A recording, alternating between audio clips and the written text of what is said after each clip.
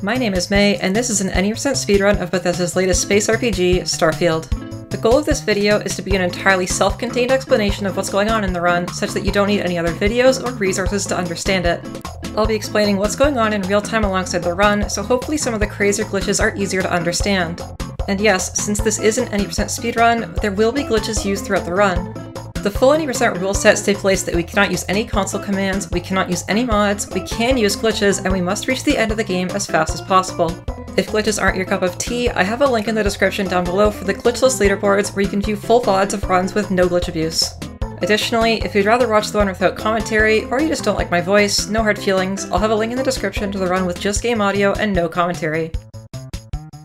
With all that out of the way, let's get into the run. Right off the bat, you'll notice that unlike some other Bethesda games, this run starts from a new game. While many other Bethesda speedrunning communities start their runs after their respective opening sequences, in mid-September, the Starfield community voted that all runs for the leaderboards should start with a new game file. Thus, we begin our run as a new recruit for the Argos extractors on the moon Vectera. Our character has been part of one successful dig already, so we're brought in by Argos again to help them mine rocks and search for mysterious artifacts sought by Constellation, a group of space explorers. And similar to other Bethesda games, Starfield has a truly riveting opening, a 2-minute unskippable cutscene of our character going down an elevator. Starfield may be Bethesda's most ambitious game to date, but they clearly kept Todd on a leash when designing this opening. Now, we could sit through this entire elevator ride, or we could spice things up with this video's sponsor, Raid Shadow Legends. Raid is an awesome hero collector RPG that brings some serious strategy to the table. With over 600 champions to collect, there are literally billions of team compositions you can customize however you want to take on the game's various challenges. My favorite champion so far is Gaelic, an absolutely ripped orc dude who uses flaming axes and wrecks everything I throw at him. But if you're after a real raid challenge, look no further than the Hydra clan boss. Let's take a look at some of this boss's 6 heads. Kicking things off with the Head of Suffering, this thing has a pain link effect that shares the damage it takes with you. Try to buff your team, and the Head of Mischief will steal those buffs for the Hydra. Hit the Head of Wrath too many times, and it'll hyper buff before smashing your squad. And again, that's only 3 of this thing's 6 heads. You'll need a strong lineup to take this thing down, so it's a good thing that between now and October 23rd, Raid is giving out the free legendary champion Sun Wukong, and all you have to do is log in on 7 different days to add him to your roster. This dude is an absolute beast, and a great addition to anyone's lineup. And of course, it's spooky season, so the team at Raid has some tricks and treats lined up for this Halloween. To get in on the fun, you'll want to download Raid from the links below, copy your in-game player ID, and head to raidyard.plarium.com from October 15th to November 10th. Enter your player ID and start digging graves for your chance to win in-game items and even real-life prizes, ranging from epic and legendary Halloween-themed champions to Amazon gift cards with a total value of $20,000. It's a great time to start playing Raid, and if you use the link in my description or scan this QR code, you'll get a sweet starter pack with goodies worth $30 to kickstart your journey into Laria. Be sure to download now, and I'll see you all on the battlefield. And we're back, just in time to get off the elevator and start walking around. Our first objective is to go through some dialogue to proceed the intro quest. There aren't really any tricks we can do here, so it's just a matter of following Lynn. You might notice that I'm kind of running into Lynn here, and this is just me goofing off. This doesn't actually save any time, and we don't have any way to make her walk faster here either. One thing we thought of to try was nudging her forward with a grabbable object, but unfortunately there aren't any in this intro mine sequence. Thus, Lynn is an absolute unit, completely unfazed by any force we apply to her. Fortunately, this walk is pretty short, and this is the only real instance of this kind of unskippable walking sequence in the game. Once Lynn starts talking about her distaste for OSHA regulations, we know she's almost there. Starfield is truly realistic in that your boss doesn't care for your safety. Once Lynn starts this dialogue, we can cancel it by immediately trying to talk to her. She usually has a few more lines here before she gets moving, but by interacting with her immediately before she says her second line, she bugs out and starts walking to the next conversation early. Once Lynn is done with her dialogue fiesta, she's going to ask us to go mine some rocks, so we take some initiative and pick up this cutter early. We'll cut those rocks in a second, but for now, we go back to Lynn and start mashing some more dialogue so that she'll advance to the next destination early. As soon as these two are done talking, we're going to run back into the mine so that we can go mine 5 rocks. I'm not sure why it takes everybody else so long to mine their rocks, but I guess we're truly built different. Also, we're after specifically 5 rocks since that's how many the quest needs in order to advance. Rocks in tow, we run back to Lynn so that we can proceed her final conversation we're going to have with her in this mine. This is normally where she'd tell you to go mine all the 5 rocks, but since we already did that, she tells us to go join Isabel and Heller instead. Isabel and Heller are extremely busy admiring a drill. Truly, it's hard work. Hey, a little busy here. We'll chat after. Like I said, it's hard work. We're going to join these two in their extremely busy affairs here, since we need to get behind the drill, and all we can do for now is wait for it to move out of the way. At this stage of the game, Lynn and Heller would normally tell you to run back here so that you can go investigate some strange gravitational anomalies in this cave. Again, Lynn doesn't exactly care about our safety, so she naturally sends in the newbie to do this for her. Surprise, surprise, the gravitational anomaly is naturally one of those artifacts that Constellation is looking for. We're going to make a really good decision here, and instead of reporting it like we should, we're going to grab it and end up finding out what water tastes like at Jerry Garcia's house.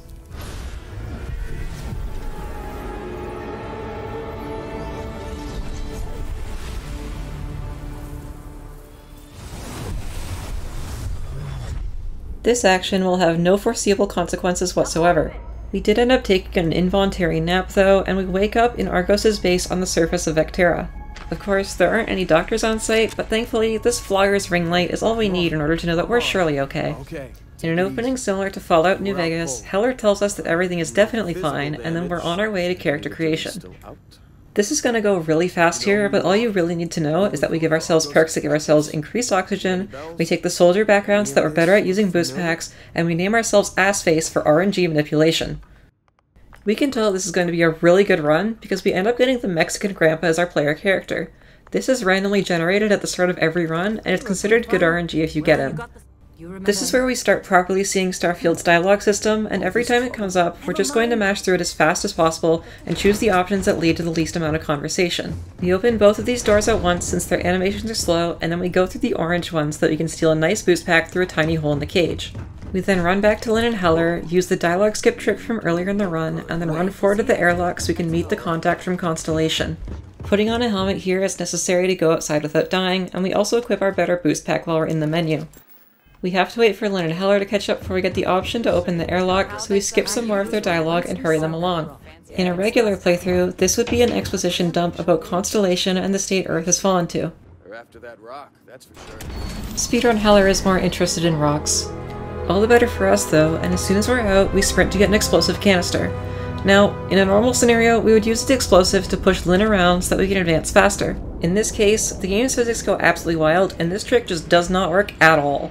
You'll see how this is supposed to work in a second, but for now, we get trolled by Bethesda coding, and there's no net time gain by doing this. It's about a 10-second time loss overall, but that isn't the end of the world in Starfield runs, since there are so many ways we can save time later on. For now, we eat the time loss and hope that we can do better later. You can see that this works a little bit better here, but again, nowhere near optimal.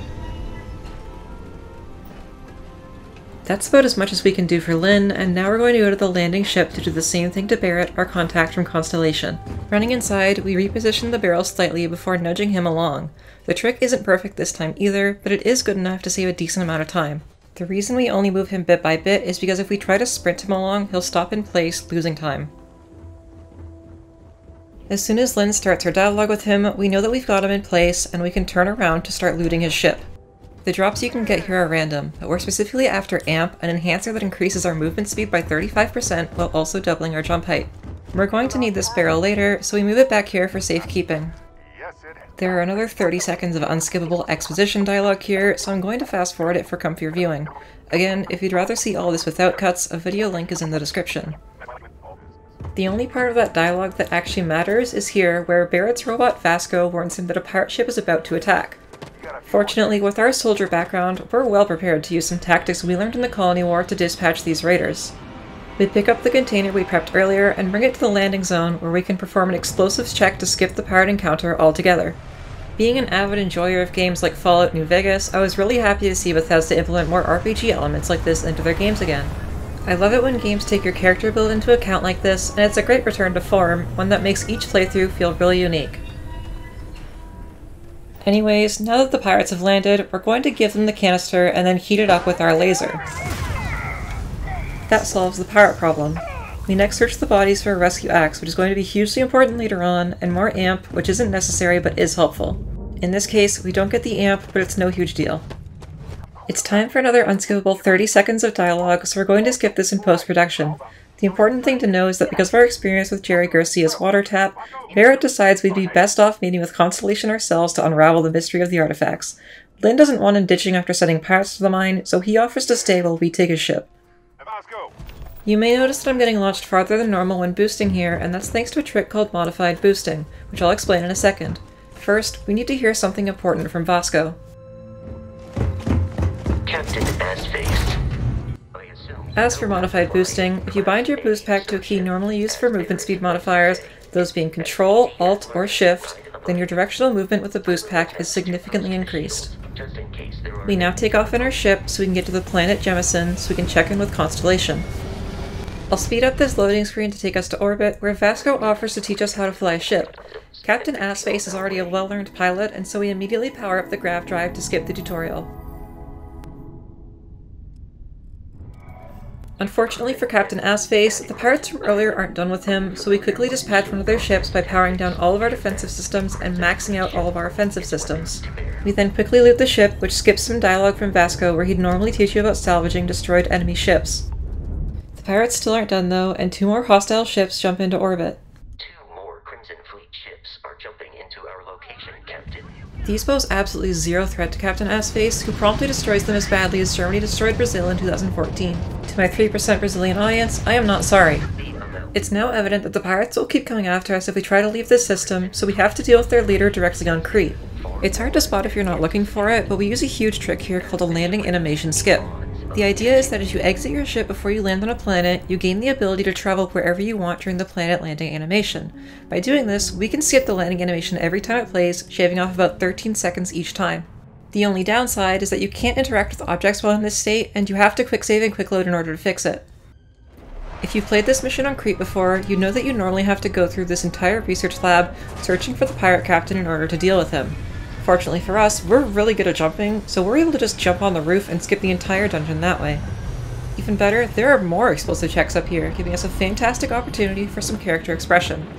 As soon as the captain greets us, we say goodbye and then blow up his crew before tickling him with a laser. And that's the last we'll see of pirates for the rest of the run. We're now free to head to New Atlantis in order to meet Constellation, where the run is really going to start heating up. While everything up until New Atlantis is mostly just playing the game extremely accelerated, this is where some properly game-breaking glitches begin. We set up a landing animation skip while we wait for United Colonies security to scan our ship for contraband, and then we finally make it to New Atlantis. Just like on Crete, we're going to first fast travel there with our map, and then while the landing animation is playing, fast travel there again to skip the animation. In order to finish the game, we need to get a fancier ship and upgrade how far it can travel. Problem is, we don't have a single credit to our name, and it turns out spaceships are expensive.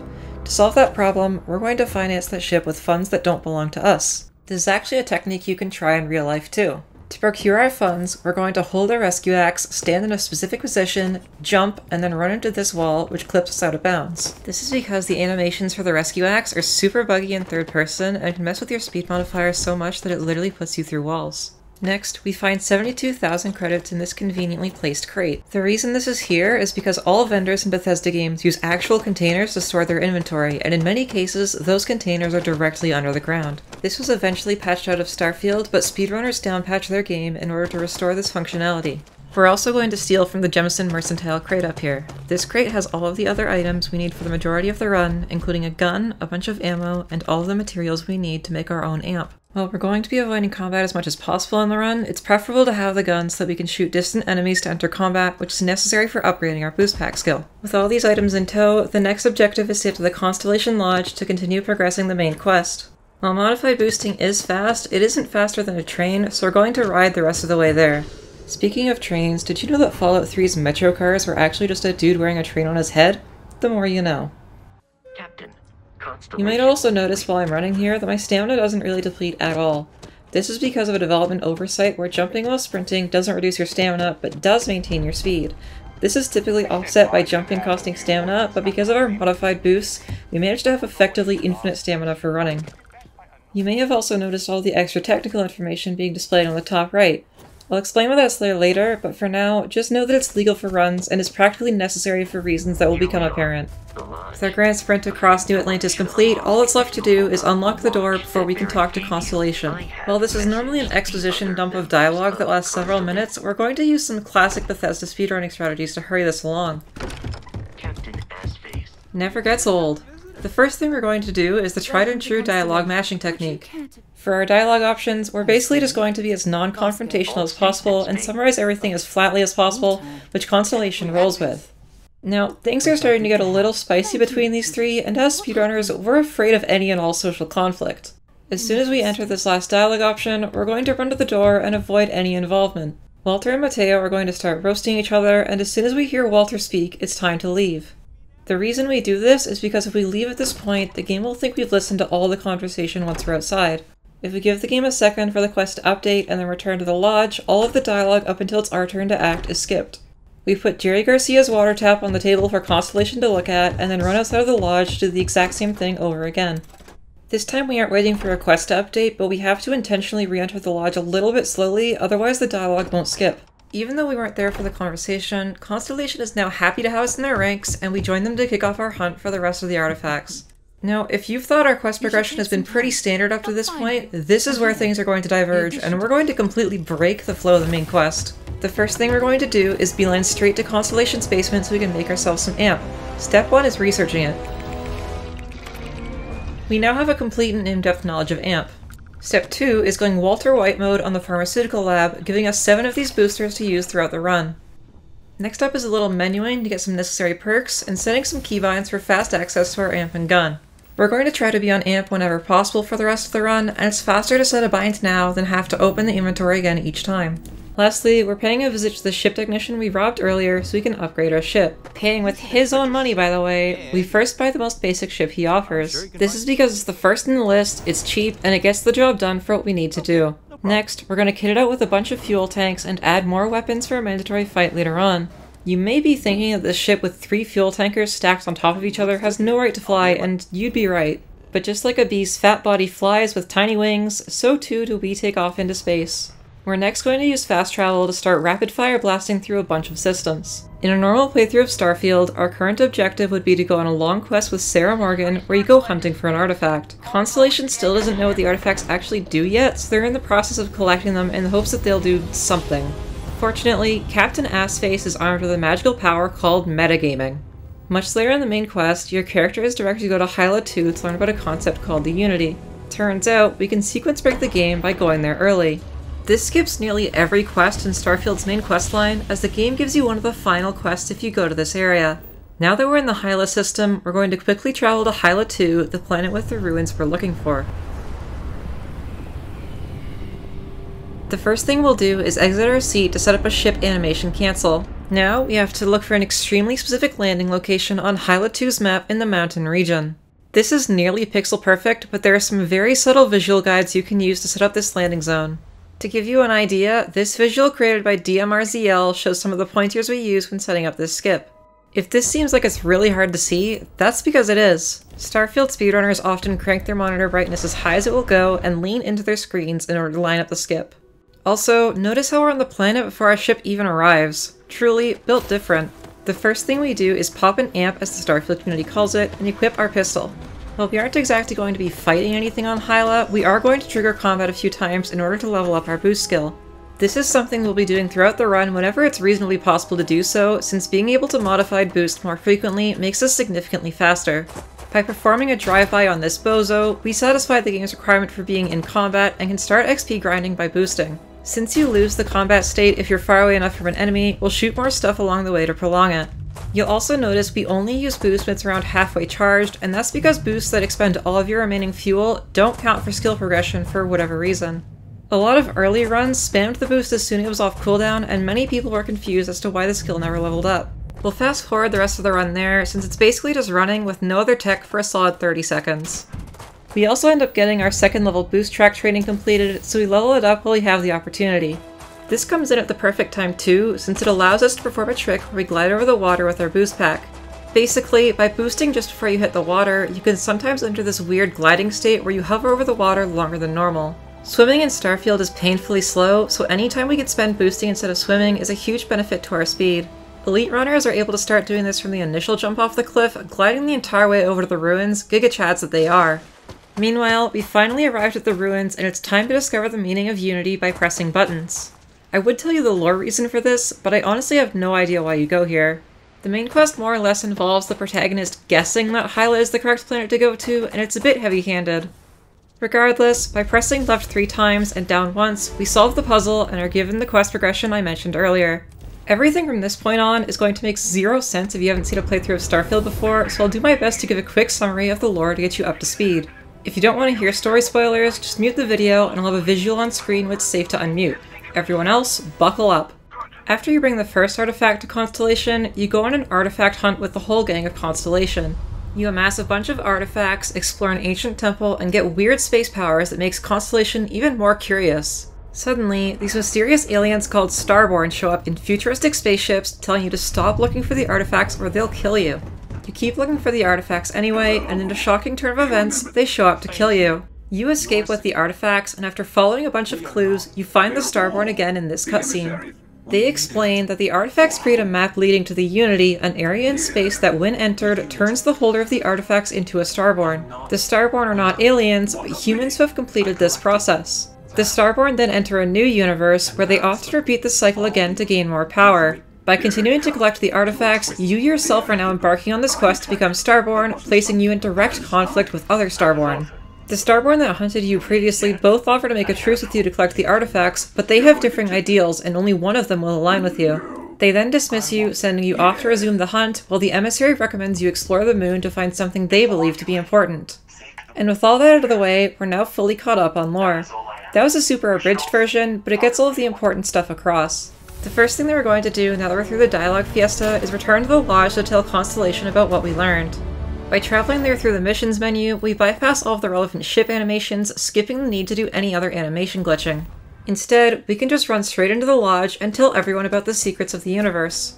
We bump our heads on purpose in the first doorway, staying low to the ground so we can enter dialogue immediately after boosting. Constellation is understandably a little hyped about learning the literal meaning of life, and is fully on board in assisting your hunt for the remaining artifacts. It's also a little questionable they just believe us at face value, given we could be literally trolling them. Either way, we tell them we're down for some more archaeology, and Vladimir gives us a location of the remaining artifacts. This kicks off Final Glimpses, the 4th last quest in the game. Before we get those artifacts though, we have to take a trip to the moon to press a button. Yes, one button. As per usual, we set up the animation cancel first in order to save time and then make our landing. The reason we're going to the moon now is that we can start playing a really long audio log. There's a door later on in the moon quest that doesn't unlock until this log is finished playing, so it's faster for us to start playing it now, collect the other artifacts, and then do the rest of the moon quest later. We do a quick load here to fix the UI bug from ship animation cancelling, start playing the file, and then it's off to collect one of 2 remaining artifacts. This part of the quest is a pretty simple dash straight to the artifact, but there's actually a lot of technical setup to make it all work. Turns out that the artifact is in a random location for each playthrough of the game, and some of those locations are naturally better for speedrunning than others. For instance, some locations are just really short caves, while others are extremely long spacer dungeons. While it's not 100% understood how the RNG works, the speedrunning community was able to figure out that by loading an existing save before starting a new game, you can manipulate your RNG going into that new game, giving yourself the best location each time. Thus, the pink hair save was created, a save game that is loaded before every new speedrun attempt in order to get the best location possible for this quest. Naturally, that location is a super short cave, with the artifact barely a brief walk from the cave entrance. We're also technically still in combat with a spacer we poked with our laser outside, so we can take this opportunity to level up our booster training too.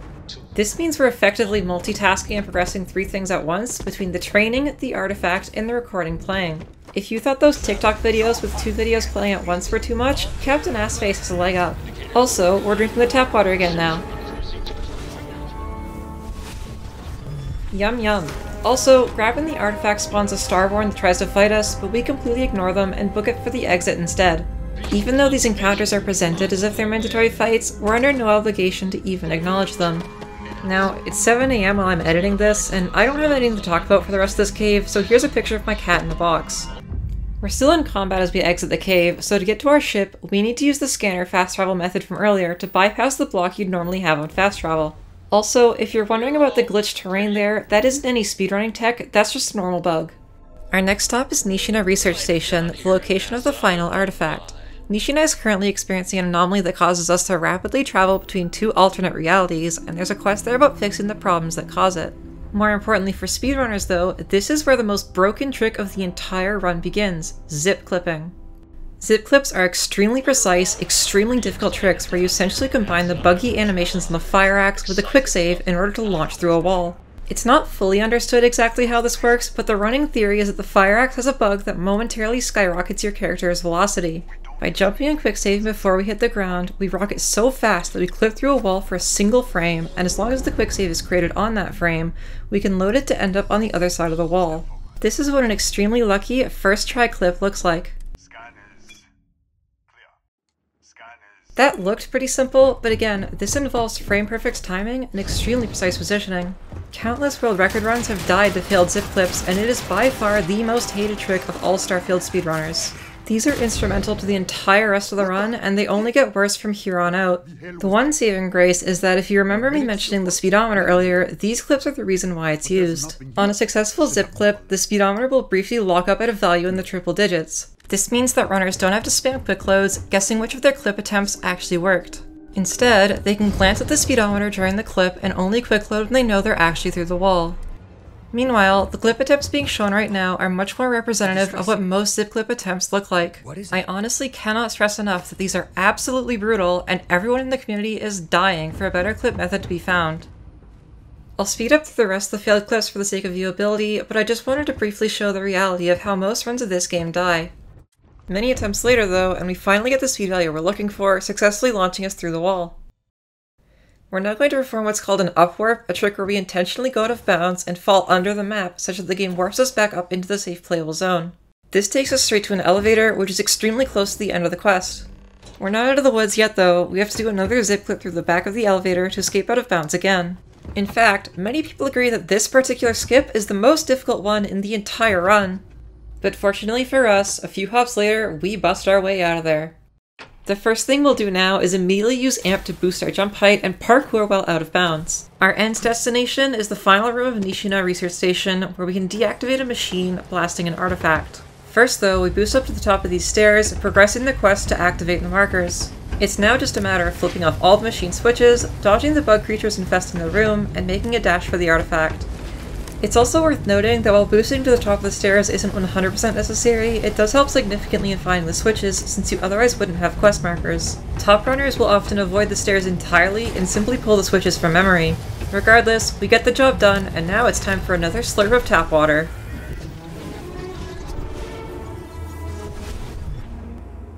Refreshing. That's the last artifact we needed to collect for final glimpses, and now we need to go finish that moon quest. Fortunately, it's a straightforward path to the elevator this time, so we don't have to clip our way out of bounds to get out. It happens that in our mad dash to collect the artifact, we also managed to accidentally save this guy who's trapped here. He'll be joining our party for the rest of the playthrough, but since we don't give him a spacesuit, he never actually leaves our ship. This has effectively zero impact on the speedrun, but now you know why he might randomly pop up later. That moon quest from earlier mentioned NASA headquarters is an important location, so we're now going to travel there and collect another artifact. We'll use the old faithful ship animation cancel to land as per usual, causing more loading screens, but less time spent overall. We then have to quick save and quick load on landing, otherwise we can't interact with doors because of our bugged UI. It's a very straightforward run to the top of this tower, so we'll speed this up. The only tip we're really using here is making sure the amp from Nishima is still active, increasing our jump height for the climb. Now that we're at the top, we'll power up the generators with an emergency power cell, which allows us to open the door to NASA.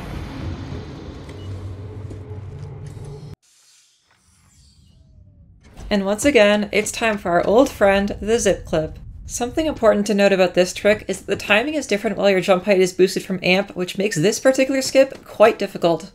We're also going to start introducing some photo mode tech for this clip. Starfield normally locks up your controls for a brief period after a quick load, which is bad when out of bounds because you can potentially fall out of the map. By using photo mode, we can effectively freeze time during that locked up control period, preventing us from falling before we can react. We see 250 on the speedometer for this clip, so that means it's time to quick load. We'll immediately enter photo mode to prevent us from falling down, boosting to the side to safety. From here, our goal is basically to just beeline it while out of bounds, straight to the end of NASA. We have to be careful about the particular geometry we're choosing to run on here. If we try running on an open ceiling, for instance, we'll fall straight back in bounds, which would mean a reload back to the start of this out of bounds section. Things like metal grates and pipes are usually safe, while light fixtures are more risky. The end of the map is just down here, and thanks to our enhanced boosting, we're able to make a leap of faith all the way down. It's worth adding that some runs choose to use an upwarp here instead of falling back in bounds normally, but they both effectively put you back in bounds. We open this terminal to play an audio log that progresses the quest before pressing a button to release NASA's stored artifact. We'll do a little bit of tricky parkour up here to get to the artifact. A lot of runs opt to quick save before these boosts because of how volatile this jump can be, but we YOLO it first try. Observant viewers might be wondering why we haven't used another amp given all the running we've been doing, and that's because we have to do another zip clip very shortly, and we don't want to make those any harder than they already are. Also, this artifact is tap water free for some reason, I don't know why. As is often the case with zip clips, this one is pretty brutal, so I'll speed through the failed clips and get to the part where this one actually works. It's about 40 seconds lost to failed clips overall, but this still ends up being significantly faster than if you ran through the dungeon normally, especially since there are a ton of enemies in the way. We'll now do what's called a center on cell, which is where we fall out of bounds and have no valid location to upwarp to. The game thus decides to place us at a default safe location, which in this case is the entrance elevator. Our next step is to do what the Starfield community calls talking to the boys. The emissary and the hunter show up and ask us to decide who we want to side with, so in classic anime protagonist fashion, we're going to go solo and side with nobody. This is because having a follower can make zip clips extremely difficult since they get in the way of the clip. This does mean that our fights later on will be more difficult, but the extra weapons we fit on our ship will be able to handle that just fine. They declare us mortal enemies, and we begin to make our way off to the buried temple, the final zone of the game. The system we have to go to is extremely far and involves a lot of grav jumping, so we'll speed up this section too. Just know that all we're really doing here is powering up our grav drive to max and then jumping as close to the system as we can get each jump. The exception to that rule is when we're one jump away from our destination. Here, we're going to exit our seat so that we can inject amp.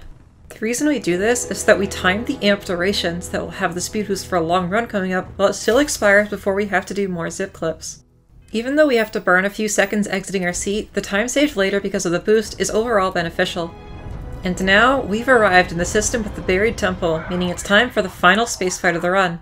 The Starborn have gathered for a final showdown over who gets the artifacts, and we're going to use our absolutely terrible ship to fight them. The good news is that we're equipped with particle beam weapons that do a good job of dealing damage to the enemy's shields and hull, so even though they have like 30 levels up on us, we're able to whittle them down over time. We're also playing on the easy difficulty, so their weapons are significantly nerfed.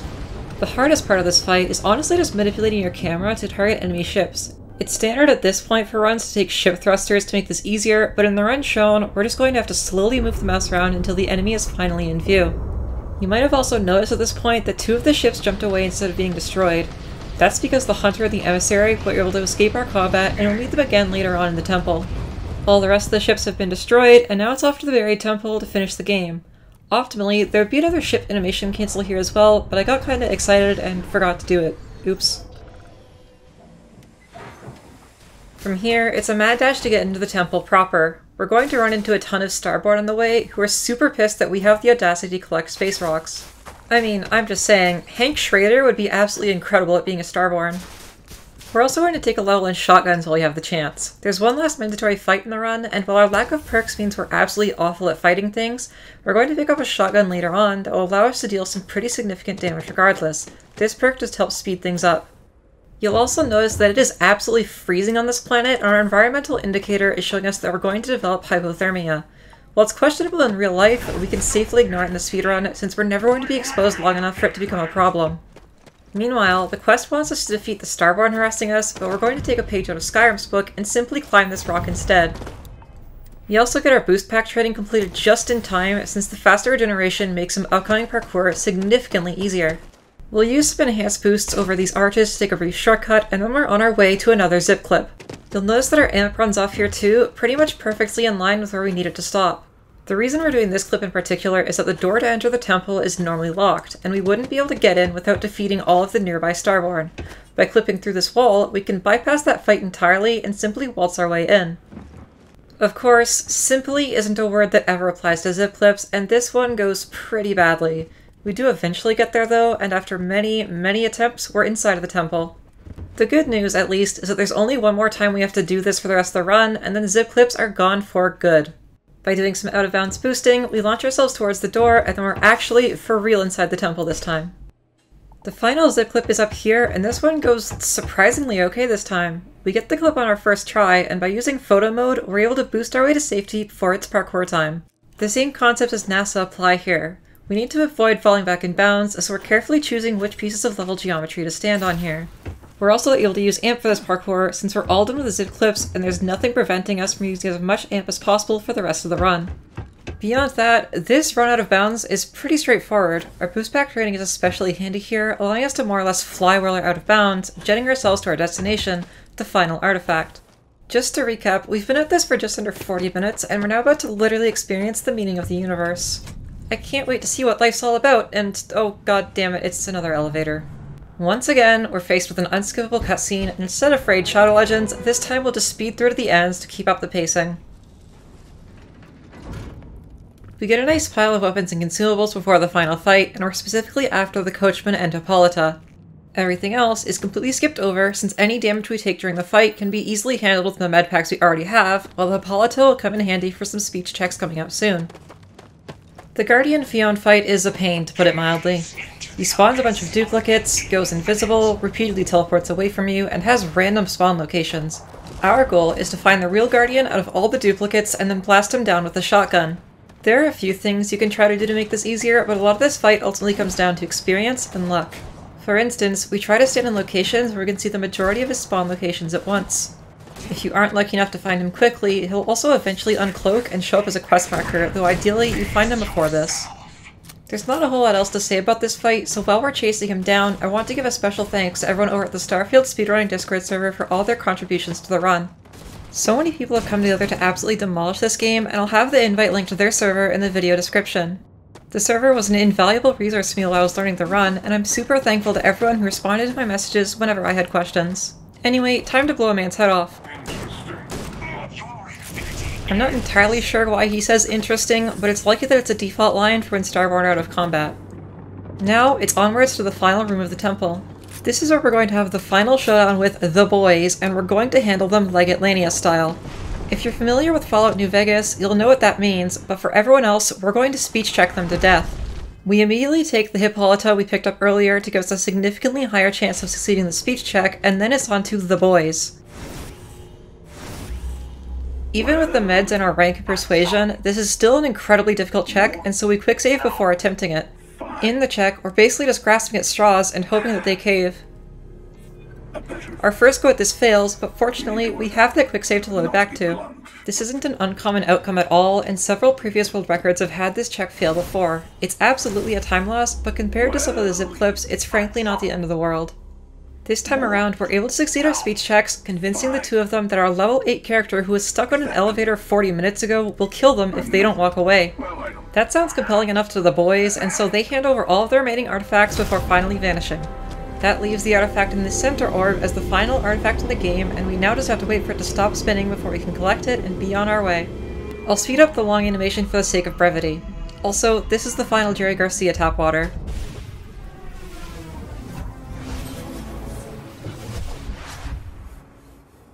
With all the artifacts in hand, our final objective is to get to our ship, assemble the artifacts, and travel to the Unity. It might seem counterintuitive that we travel to the temple instead of straight to our ship, but if we travel to our ship, we would first have to exit our seat. That's a long animation, and it turns out that it's faster for us to just enter our ship from the outside. Also, as previously mentioned, Raphael is coming along on our journey to the secrets of the universe.